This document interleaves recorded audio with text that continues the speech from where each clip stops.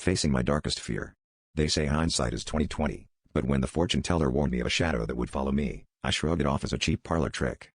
It wasn't until I noticed the dark silhouette in the corner of my eye, lurking in every reflective surface, that her words began to haunt me. At first, I thought it was merely a figment of my imagination, a trick of the light.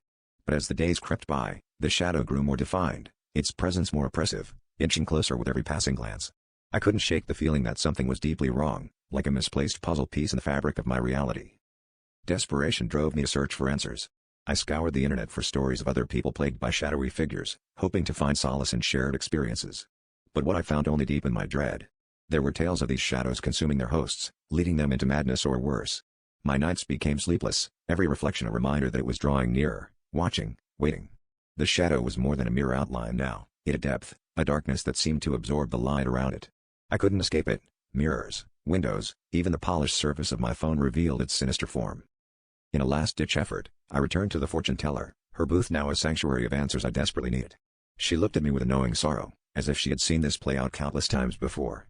The shadow is a manifestation of your deepest fears, she explained, and only by confronting what you fear most can you hope to rid yourself of it. Her words echoed in my mind as I left, determined yet terrified. How does one confront a fear that has taken physical form, a fear that watches your every move? Armed with newfound resolve, I stood before the largest mirror in my home, the shadow looming ominously behind me.